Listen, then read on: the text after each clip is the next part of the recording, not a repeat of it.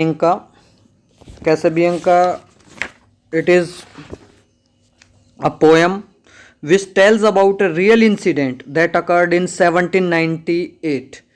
ये एक ऐसी इंसिडेंट्स को बताती है जो असली घटना है। एक सी बैटल के दौरान की घटना है। During a sea battle between Britain and France 1798 में there war was going on between Britain and France. Britain और फ्रांस के बीच में युद्ध चल रहा था, समुद्र में युद्ध चल रहा था। और ये इंसिडेंट है, ये कैसेबियन का एक यंग बॉय है, 13 ईयर एज है इसकी, कैसेबियंका की। फ्रेंच वॉरशिप पे है और इसका फादर एडमिरल है फ्रेंच वॉरशिप पे। वॉरशिप मतलब क्या होता है? युद्ध पोत पर। और ये जब युद्ध हो रहा होता है ब्रिटेन के बीच और फ्रांस के बीच, ये युद्ध पोत पर होता है। इसको ये अपनी पोस्ट पर डटा रहता है। इसके फादर ने इसको ऑर्डर किया था कि जब तक तेरे को नहीं बोला जाए यहाँ से अपनी पोस्ट को छोड़ना नहीं है। पोस्ट का मतलब क्या होता है? युद्ध के लिए जो एक अपनी सैनिक अपनी जगह पे खड़ा हो जाता है उसको हम पोस्ट बोल देते हैं, जहाँ से वो मोर्चा संभालता है, अपनी लड़ाई लड़ता है। तो ये शिप में अब पोस्ट के ऊपर होता है और इसके फादर का ऑर्डर होता है कि पोस्ट नहीं छोड़नी है। लेकिन इसके फादर की डेथ हो जाती है वहाँ पर। इसको पता नहीं होता है, गोलियाँ चल रही होती है दोनों साइड से, ब्रिटेन का वॉरशिप हमला कर देता है। इसको पता नहीं होता है कि इसका फादर की डेथ हो चुकी है। लेकिन ये वेट करते रहता है अपने फादर के ऑर्डर का कि कब इसका फादर बोलेंगे कि ये अपनी पोस्ट से जा सकता है। इस वॉरशिप पे आग लग जाती है, लेकिन ये अपने फादर से पूछता रहता है, बोलता रहता है कि क्या मैं अब पोस्ट को छोड़ सकता हूँ। लेकिन इसको कोई जवाब नहीं मिलता है और ये उसी जगह पर खड़ा रहता है और उन आग की लपटों में समा जाता है। और ये जो सीन है, एक ब्रिटिश सैनिक ने इसको देखा था और एक ब्रिटिश पोइट ने इस पोएम को लिखा है। ये वीर गाथा है उस छोटे बच्चे की, 13 ईयर्स ओल्ड बॉय की वीर गाथा है ये story. So let's start the poem. The poem Casabianca tells about a real incident that occurred 1798 during a sea battle between Britain and France. Real incident है 1798 में ब्रिटेन और फ्रांस के बीच में जो सी बैटल हुई थी उसकी इंसिडेंट है ये। Young Casabianca was the son of admiral of the French warship. और फ्रेंच वॉरशिप पर, फ्रेंच जो युद्ध पोत था उसमें एडमिरल एक पोस्ट होती है, जैसे जनरल होता है आर्मी में, ऐसे ही नेवी में एडमिरल एक हायर पोस्ट होती है सैनिकों की। तो एडमिरल था इसका फादर, उसका इसका कैसेबियंका का फादर एडमिरल था। He remained at his fort despite the fact that the ship had caught fire. और ये अपनी पोस्ट पर डटा रहा इसके बावजूद कि शिप में आग लग चुकी थी, उसके बावजूद भी अपनी पोस्ट पर डटा रहा। He had received order from his father not to abandon it post till he was told. क्योंकि उसको उसके फादर से ऑर्डर मिले थे कि वो अपनी पोस्ट को अबेंडेंड में छोड़ना, त्यागना, कि वो अपनी पोस्ट को नहीं छोड़ सकता था जब तक उसको कहा ना जाए। ठीक है। So the boy stood on the burning deck whence all but he had fled. The flame that lit the battle's wreck shone round him over the dead. कहता है the boy stood on the burning deck. और ये जो line है ना, the boy stood on the burning deck, ये one of the most famous line है। जितनी भी पोएम्स लिखी गई हैं उन पोएम्स में से एक फेमस लाइन है। ब्रिटेन में भी बच्चों को 19th सेंचुरी में भी ये पोएम पढ़ाई जाती थी, दिल से याद करवाई जाती थी। क्योंकि ये पोएम क्या है? एक बच्चे की वीर गाथा है, एक 13 ईयर्स ओल्ड बॉय की वीरता की कहानी है। ये दूसरा हम ये कह सकते हैं कि वो बच्चे को तो अब कैसे वो अपने फादर का डिसोबे नहीं करता है, किस तरीके से वो एक ब्रेव सोल्जर की तरह डटा रहता है। ठीक है, तो ये चीज़ ये दिखाती है ये पोएम। तो कहते हैं ये फेमस लाइन है भाई, one of the most famous line. ये एक बहुत फेमस लाइन है, ये बहुत फेमस हुई है ये फर्स्ट लाइन इस पोएम की। The boy stood on the burning deck, कि वो लड़का खड़ा था जलते हुए डेक पर। डेक मीन्स शिप पर, डेक पर वो लड़का खड़ा था। वैंस का मतलब where, all but he had fled. All but he had fled का मतलब क्या हुआ? All had fled but he remained only. इसका मतलब ये हुआ भाई, ऑल हैड फ्लेड, कि जहां से सभी फ्लेड का मतलब भाग जाना, सभी भाग गए थे सिवाय उसके। जैसे हम बोलते हैं ना, I like every fruit but Apple, इसका मतलब क्या हो गया, मैं हर फ्रूट को लाइक करता हूं सिवाय सेब के। सो जहां से सब भाग गए थे सिवाय उस लड़के के। The flame that lit the battle's wreck, और वो फ्लेम, वो लपटे जिन्होंने जला रखा था उस बैटल के रैक को, उस बैटल रैक को, ठीक है, shone round him over the dead, वो चमक रही थी, वो लपटे उस जहाज के ऊपर ऐसे चमक रही थी जैसे डेड बॉडी को जब जलाते हैं ना उसके ऊपर जो लपटे होती है आग की, उसकी तरह वो सोन कर रही थी। Yet beautiful and bright he stood, उस बच्चे के लिए पोइट ये वर्ड यूज करता है, ब्यूटीफुल और ब्राइट, वो बच्चा ब्यूटीफुल और ब्राइट, ही स्टूड, वो खड़ा रहा, as born to rule the storm, ऐसे मानो कि वो उसका जन्म ही हुआ है, इस स्टॉर्म को, इस तूफान को शासन करने के लिए उसका जन्म हुआ है, इस तरीके से वो खड़ा रहा। ए क्रिएचर ऑफ हीरोइक ब्लड, वो लड़का जो कि क्या था, जिसके अंदर हीरोइक ब्लड था, ठीक है, साहसी खून वाला लड़का, यानी कि साहस उसके अंदर कूट कूट कर भरा था। एक प्राउड बच्चा जिसको अपने आप पर प्राउड था, जिस पर सभी को प्राउड है, ए proud creature, thought child like form, all दो चाइल्ड लाइक फॉर्म, हालांकि प्राउड क्रिएचर है, हीरोइक ब्लड है, दिखता वो बच्चे की तरह है, इनोसेंट, ठीक है, child like form.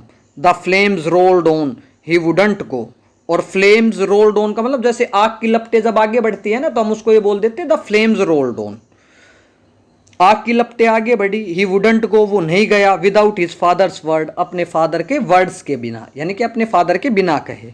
The father फेंट इन डेथ बिलो, फेंट इन डेथ का मतलब उसकी डेथ हो चुकी थी, और उसके फादर जो कि नीचे डेथ हो चुकी थी, his voice no longer heard, उसके फादर को उसकी आवाज नहीं सुनाई दी, क्यों, क्योंकि वो डेथ हो चुकी थी उसकी, वो मर चुका था उसका फादर। ही कॉल्ड अलाउड, से फादर से, वो जोर से चिल्लाया, से फादर से, कि फादर कहो, if yet my task is done, क्या मेरा टास्क हो गया है, बताओ क्या मेरा काम पूरा हो गया है, यानी कि उसके फादर ने उसको वहां ड्यूटी पे लगाया था ना, तो पूछता है क्या मेरा काम पूरा हो गया है। He knew not that the chieftain, ये इसकी प्रोनाउंसिएशन चीफ टन्स होगी भाई। He knew that the chieftain lay unconscious of its son, he knew not, उसको नहीं पता था कि चीफ टन्स में जो लीडर था, मेन उसका फादर एडमिरल था ना, तो वो लीडर था, यानी कि उसको नहीं पता था कि जो चीफ टन्स है उसका फादर है वो अनकॉन्शियस था, अपने सन के बारे में उसको नहीं पता था, यानी कि उसकी डेथ हो चुकी थी, उसको नहीं पता था उस बच्चे को। Speak father speak once again he cried, एक बार फिर वो चिल्लाया, स्पीक फादर स्पीक, कि फादर बोलो, if I may yet be gone, क्या मैं जा सकता हूं अभी भी, and but the booming shots reply, लेकिन फादर का कोई रिप्लाई नहीं आया, जवाब कहां से आया, द बूमिंग शॉट्स का मतलब शोर करने वाली, ठीक है, बहुत जोर का शोर करने वाली फायरिंग की आवाज ने उसको उत्तर दिया, यानी कि दूसरे शिप से, ब्रिटेन के शिप से गोलियों की आवाज उसको सुनाई दी, उसके फादर का जवाब नहीं सुनाई दिया। And fast the flames rolled on, और बहुत तेजी से आग की लपटें जो है ना वो बढ़ने लगी। Upon his brow he felt their breath, brow, उसने अपने बिल्कुल नजदीक से उनकी ब्रेथ, उन लपटों की चौड़ाई को महसूस किया। And in his waving hair, और हिलते हुए बालों में, जब जैसे एकदम से आग की लपटें आती है ना तो वेविंग हेयर्स बोलता है, जैसे एकदम से बाल खड़े हो जाते हैं, तो कहता है वेविंग हेयर्स में उसने उनकी ब्रेथ को फील किया। And looked from that loan post of death, और जो वो मौत की पोस्ट थी उससे देखा। इन स्टिल, यट स्टिल था, बिल्कुल स्थिर था, डटा हुआ था एक जगह। ब्रेव डेस्पेयर, बहादुरी से, निराशा से उसने देखा लेकिन बहादुरी से, और डटा हुआ था, उसने देखा। And shouted but once more aloud, और चिल्लाया एक बार और जोर से, माई फादर मस्ट आई से, फादर क्या कहूं मैं, वाइल, इतना ही बोला था, while over him fast through sail and shroud the wreathing fires made way, जबकि उसके ऊपर से थ्रू सेल, सेल का मतलब होता है कपड़ा होता है, जैसे झंडा टाइप लगा देते हैं ना जहाज के ऊपर, उसको सेल, उसको भी सेल बोल देते हैं, और वो सेल ओवर हिम फास्ट, उसकी तरफ आ गया वो सेल, वो कपड़ा, श्राउड कफन की तरह। The wreathing fires made him away, और रेदिंग फायर्स मीन्स जो चारों तरफ आग से घिर चुका था वो आग आगे बढ़ रही थी। They wrapped the ship in a splendour wild, और उन्होंने उन आग की लपटों ने शिप को घेर लिया। स्प्लेंडर का मतलब शानदार तरीके से। लेकिन बच्चे की डेथ हो रही है, इसको शानदार क्यों बोलता है? क्योंकि भाई उस बच्चे की डेथ जो है ना, वो एक बहादुरी की मिसाल थी, वो एक प्राउड की बात थी पूरे देश के लिए, उस फ्रांस कंट्री के लिए, तो इसलिए उसको स्प्लेंडर बोलता है। They caught the flag on high, और उन लपटों ने जो फ्लैग था, झंडा लगा हुआ था, उसको पकड़ लिया, यानी कि झंडे में भी आग लग गई। And streamed about the gallant child, और फिर वो आग की लपटें कहाँ से बढ़ चली? उस गैलेंट का मतलब बहादुर बच्चे के ऊपर से वो आग की लपटें बढ़ चली। लाइक बैनर इन स्काई, जैसे कि बैनर होता है ना स्काई में, उसके जैसे। सो ये एक और थोड़ा एक पैसेज और रह गया, एक दो पैराग्राफ और हैं, we will read them also. Let me get the picture. हाँ, कहते हैं there come a burst of thunder sound. Burst में, ब्रस्ट का मतलब एक प्रकार से विस्फोट की आवाज, तेज आवाज विस्फोट की आई। The boy oh where was he, और वो लड़का कहाँ था? यानी कि कहाँ था वो लड़का? वो लड़का कहीं पर दिखाई नहीं दिया। फिर एक विस्फोट की आवाज आई, आग की लपटें उसकी तरफ बढ़ रही थी, और फिर विस्फोट की आवाज आई, और वेयर वॉज ही, कहाँ था वो लड़का? कहाँ था मतलब पोइट ये पूछ नहीं रहा है कि कहाँ था, इसका मतलब क्या है कि वो लड़का फिर दिखाई नहीं दिया। Ask of the winds that far around with fragments strewed the sea. कहते हैं कहाँ गया वो लड़का, पता नहीं। किससे पूछे? वो हवाएं बता सकती हैं जो खुशबू फैला रही थी उस समुद्र में। स्टीव्ड मीन्स फैलाना, वो हवाएं बता सकती हैं। With mast helm and pennon fair. Mast का मतलब क्या होता है? पोल। पोल होता है शिप में, जो पोल होता है उसको मस्ट बोल देते हैं, मस्तूल बोल देते हैं वैसे इसको। हेल्म भी ये स्टेयरिंग के लिए वर्ड ये यूज करते हैं। और पेनन, पेनन का मतलब क्या होता है? फ्लैग होता है। कहते हैं जैसे वो mast helm pennon that well had borne their part, जिन्होंने अपना रोल अदा किया, कि बाकी तो सब वहां से भाग गए थे, लेकिन क्या था? जो मस्ट था, हेल्म था, पेनन था, वो वहीं पर थे। दैट वेल, जिन्होंने अपना रोल बखूबी निभाया। और उन रोल निभाने वालों में और कौन था? वो ब्रेव बच्चा। बट द नो, कहते हैं इन सब चीजों में वो चीजें शिप पर ही डटी रही, वो तो जा ही नहीं सकते थे, वो कहीं नहीं गई। वो इन सब चीजों में नोबलेस्ट थिंग क्या थी? सबसे ये सब चीजें जल गई, यानी कि हेल्म, मस्ट, पेनन, ये सब चीजें जल गई। कहता है इन सब चीजों में ये सब चीजें खत्म हो गई। इन सब चीजों में खत्म होने वाली में सबसे नोबलेस्ट थिंग क्या थी? सबसे नोबलेस्ट थिंग थी perish means the noblest thing which perish there was the young faithful heart.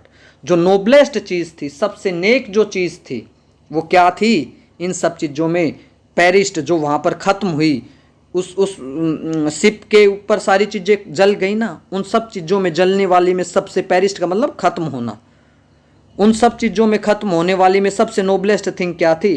The young faithful heart. वो यंग फेथफुल, वो जवान युवा बच्चा जो फेथफुल था, heart faithful, young faithful heart means उस यंग चाइल्ड के लिए ये यूज किया गया, उस यंग बच्चे के लिए वर्ड ये यूज किया गया, वो सबसे नोबलेस्ट थिंग थी वहां पे। So it's